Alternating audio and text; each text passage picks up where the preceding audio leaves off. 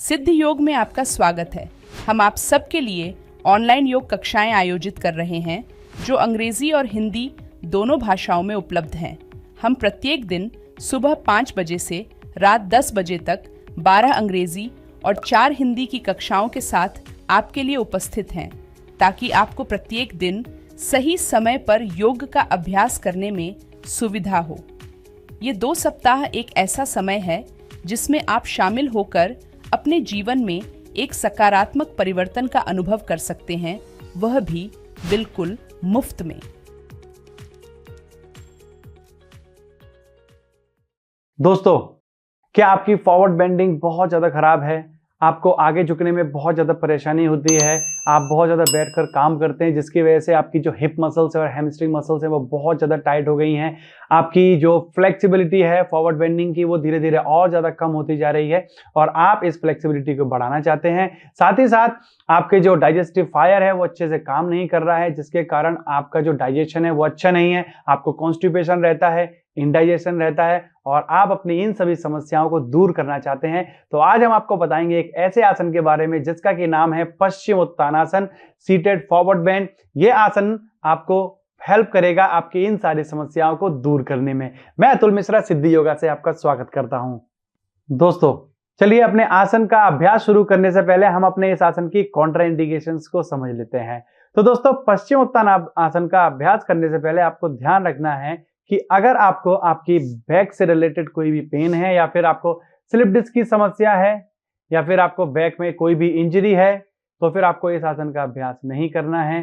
साथ ही साथ अगर आपको सर्वाइकल की समस्या है, आपको हैमस्ट्रिंग मसल से रिलेटेड कोई इंजरी है, हाल ही में आपका कोई ऑपरेशन हुआ है, पेट पर कोई भी सर्जरी हुई है या फिर प्रेग्नेंट लेडीज जो होती हैं उनको इस आसन का अभ्यास नहीं करना है।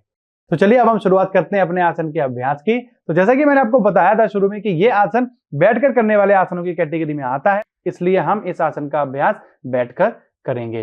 तो बैठकर करने वाले जो भी आसन है उन सभी का अभ्यास हम दंडासन से शुरू करते हैं। तो सबसे पहले हमें दंडासन की पोजीशन में बैठ जाना है, दोनों पैरों को मिला के रखना है, स्पाइन को बिल्कुल सीधा रखेंगे और दोनों हाथों को अपनी बॉडी के साइड से रखेंगे।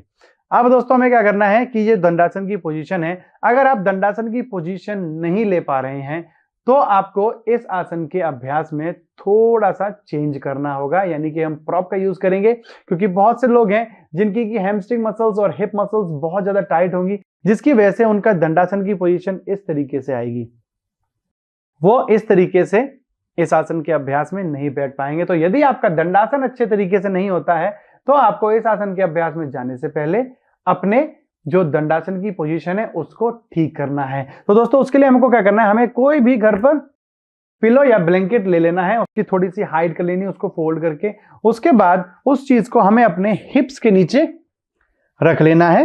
उसके बाद अपने दोनों पैरों को सामने की तरफ सीधा कर देंगे, आपके जो हिप्स हैं वो हल्का सा बाहर की तरफ रहेंगे, आपको पूरा हिप्स को ब्लैंकेट या किसी भी चीज के ऊपर नहीं रखना है। तो स्पाइन को सीधा रखेंगे।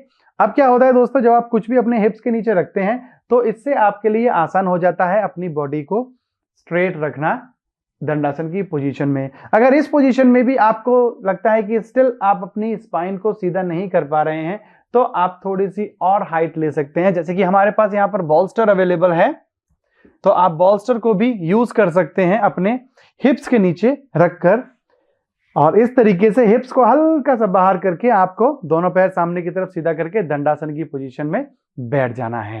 तो दोस्तों जितनी की आप हाइट बढ़ाते जाएंगे उतनी ही आपकी बॉडी जो है वो सीधी होती जाएगी।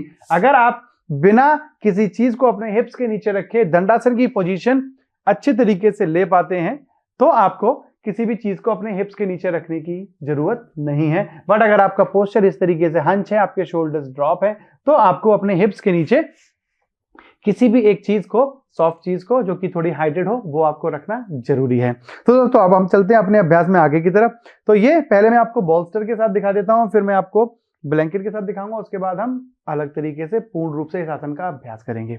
तो चलिए, यहां पर दोनों हाथों को अपनी बॉडी के साइड से रखना है, दोनों हाथों को श्वास लेते हुए सामने की तरफ से ऊपर की तरफ उठाएंगे, स्ट्रेच करना है अपनी बॉडी को, अपनी बेली को अंदर की तरफ खींचेंगे, चेस्ट को बाहर की तरफ खींचेंगे, स्पाइन को लोअर बैक से, ध्यान रखना है आपको लोअर बैक से अपनी स्पाइन को ज्यादा ज्यादा आगे की तरफ खींचना है, चेस्ट को बाहर की तरफ करना है। अब श्वास छोड़ते हुए अपनी लोअर बैक से धीरे धीरे अपने हाथों को अपने पैरों की तरफ लेके आना है। अगर आप अपने पैरों को टच नहीं कर पा रहे हैं, अगर आप अपने पैरों को टच कर लेते हैं तो आपको इस तरीके से अपने दोनों हाथ की पहली 2 उंगलियों से और अंगूठे से अपने पैर के अंगूठों को पकड़ लेना है और इस तरीके से आपको इस आसन के अभ्यास में आ जाना है। इस तरीके से अगर आप अपने अंगूठों को नहीं पकड़ पा रहे हैं, आप अपने पैरों को टच नहीं कर पा रहे हैं, तो आपको ले लेनी है एक योगा बेल्ट। अगर आपके पास योगा बेल्ट अवेलेबल नहीं है तो आप घर पर कोई भी चुन्नी या कोई भी कपड़ा या फिर कोई भी टॉवल लेकर उसको भी इस तरीके से यूज कर सकते हैं। बस ध्यान रहे दोस्तों, आपका जो पोस्चर है वो सेम इसी तरीके से रहेगा। आपकी जो लोअर बैक है उसको नीचे से प्रेस करना है, चेस्ट को बाहर की तरफ। आपको इस तरीके से इस आसन का अभ्यास नहीं करना है, ये गलत है, क्योंकि इस आसन का अभ्यास हम इसीलिए कर रहे हैं जिससे कि हमारा पोस्चर जो है वो करेक्ट हो जाए। और अगर आप इस आसन के अभ्यास में भी अपनी बैक को इस तरीके से हंच रखेंगे तो आपका पोस्चर सही नहीं होगा, आपकी बैक में पेन और ज्यादा बढ़ जाएगा। तो इस तरीके से दोस्तों आपको इस आसन का अभ्यास करना है। अगर आप बिना बेल्ट के अपने टोज पकड़ सकते हैं तो अपने टोज को पकड़ के यहाँ पर फिर धीरे धीरे आपको अपनी बॉडी को आगे की तरफ पुश करना है। ध्यान रहे, जब आप अपनी बॉडी को आगे की तरफ पुश कर रहे हैं तो आपको इस तरीके से पुश नहीं करना है, आपको अपनी लोअर बैक से, आप देख सकते हैं मैं अपनी लोअर बैक से पुश कर रहा हूं धीरे धीरे इस तरीके से यहाँ पर। अगर आपके पास बेल्ट भी अवेलेबल नहीं है तो आप चाहें तो अपने दोनों घुटनों को बेंड करके इस तरीके से भी इस आसन का अभ्यास कर सकते हैं। तो इस आसन के अभ्यास में सबसे जरूरी है कि आपकी जो स्पाइन है उसका पोस्चर सही रहना चाहिए। आप अपने घुटनों को बेंड कर सकते हैं। अगर आप अपने घुटनों को बेंड कर लेंगे तो इस आसन के अभ्यास में आपकी हिप मसल्स और हैमस्ट्रिंग मसल्स स्ट्रेच होती हैं, आपकी back of the knee muscles और काफ मसल्स में उतना स्ट्रेच नहीं आता है। जबकि अगर आप अपने दोनों पैरों को सामने की तरफ सीधा करके इस आसन का अभ्यास करते हैं तो आपकी ओवरऑल लेग में कंप्लीट स्ट्रेच आता है, जिससे कि आपकी लेग मसल्स की फ्लेक्सिबिलिटी बढ़ती है, आपकी स्पाइन का पोस्चर अच्छा होता है। जिन लोगों का पेट काफी ज्यादा बाहर की तरफ निकला हुआ होता है उनको परेशानी आती है आगे की तरफ झुकने में, तो इस आसन के अभ्यास से आप अपने बढ़े हुए पेट को कम कर सकते हैं। साथ ही साथ अगर आपको इंडाइजेशन, कॉन्स्टिपेशन की समस्या है, आपका डाइजेशन अच्छे से काम नहीं कर रहा है, आपके इंटरनल ऑर्गन्स अच्छे से काम नहीं कर रहे हैं, तो आप इस आसन के अभ्यास से अपने डाइजेशन को इंप्रूव कर सकते हैं और अपने डाइजेस्टिव फायर को अच्छा कर सकते हैं। तो धीरे धीरे आपको इस तरीके से आगे की तरफ झुककर पूरा नीचे की तरफ आ जाना है। अपने हेड को रिलैक्स कर देंगे या फिर अपने बिग टोज की तरफ देख सकते हैं। आगे की तरफ झुकने के बाद भी आपको अपनी बैक को हंच नहीं करना है, आपको अपनी स्पाइन को जितना हो सके उतना ही लेंथ देनी है। इस तरीके से आप यहां भी होल्ड कर सकते हैं, आप यहां भी होल्ड कर सकते हैं, आप यहां भी होल्ड कर सकते हैं, पर ध्यान रहे आपकी जो बैक है उसको आपको हंच नहीं करना है इस आसन के अभ्यास में। और दोस्तों ये हमने ब्लैंकेट से किया है।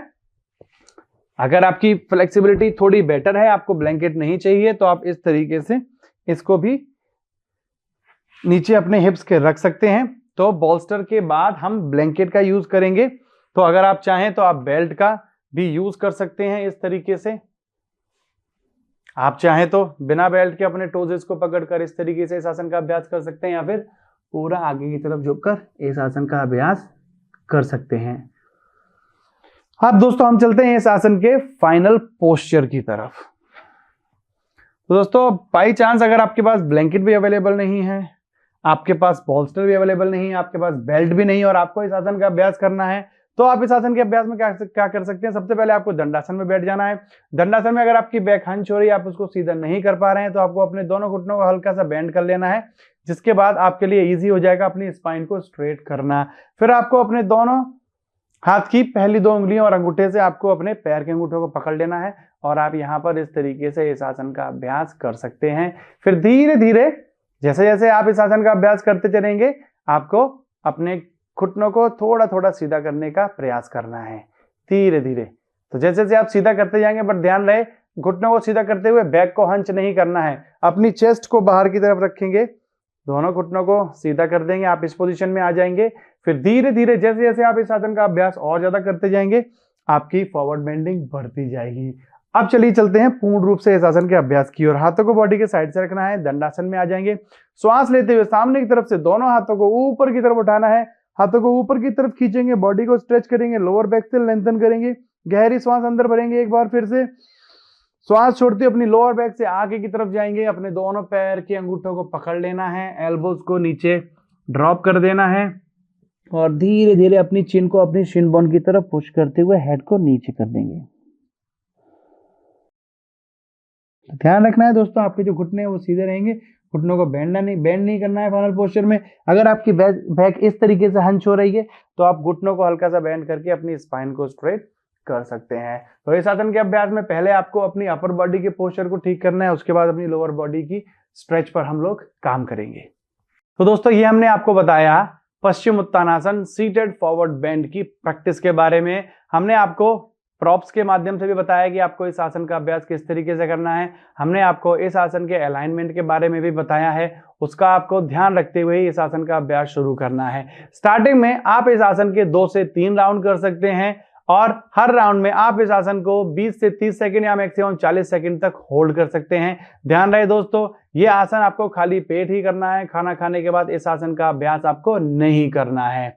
और दोस्तों मैं आशा करता हूं कि इस सारी जानकारी के साथ आप इस आसन का अभ्यास अच्छे से कर पाएंगे और ज्यादा से ज्यादा इस आसन के लाभों को आप ले पाएंगे। तो दोस्तों चलिए आप करिए पश्चिम उत्तानासन सीटेड फॉरवर्ड फोल्ड का अभ्यास। हम जल्दी मिलते हैं एक नए आसन के साथ आपसे, तब तक के लिए नमस्कार।